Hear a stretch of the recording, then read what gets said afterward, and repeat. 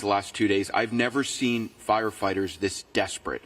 At fire hydrants, water not coming out, the pressure is so low, the number one tool that they use to fight these fires, not there.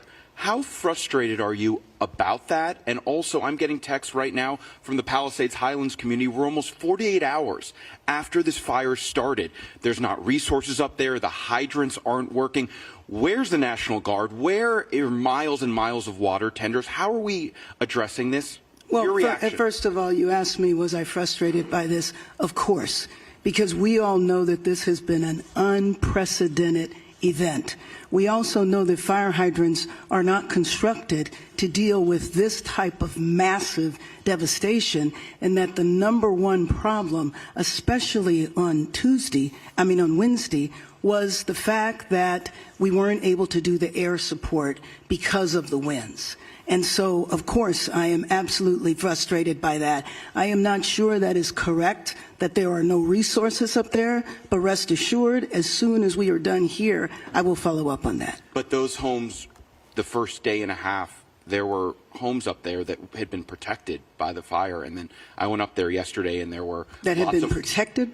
That it basically had been saved. Obviously, the fire's moving different directions, but when I went up there yesterday, there were not a lot of resources. We drove around, and then I know that things got worse up there. I'm just wondering, now that we move 48 hours past, how are we addressing these water problems that are continuing, and is it acceptable that they continue? Well, let me just say that the water problems are a little better now because the winds are such that we can go up and have the air support. And you know that that was the reason that the devastation was so bad, the unprecedented wind, the strength of the wind, and the fact that the air support could not go up. Thank you. Home in this area is lost. You know, we've got some numbers talking about thousands of homes lost, and we thought, well, maybe it'll be that high. It's certainly going to be that high. And all the way down to the left, all of those homes are lost, down to rubble, right down to the frame, all the way down to the shoreline. Now, there's still a lot of areas we can't see.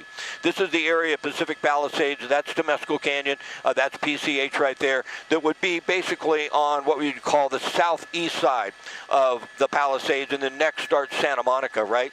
But everything is lost. That's the village in there. I think we can show you that.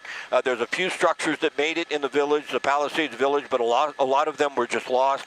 Complete destruction. The fire went through here and took out just about everything. I tell you, we were astonished. We came around the hill out of Van Nuys Airport, and the smoke had just sort of drifted out to the west, and it allowed us to see this for the first time. And Marcel and I were talking. The only thing we've ever seen that compares to this would be pictures of Paradise. And that we know how bad that fire was. So this is going to take forever to recover from. Now, in this area, we know of, we're not hearing about injuries, which is incredible, and we're not hearing about fatalities. The fatalities we heard about were the Eaton fire up in the Pasadena area. But can you imagine what it must have been like when the fire went down through here and took out every single house, and everybody scrambling to get out, and no one that we know of seriously injured or killed? That's a miracle in and of itself.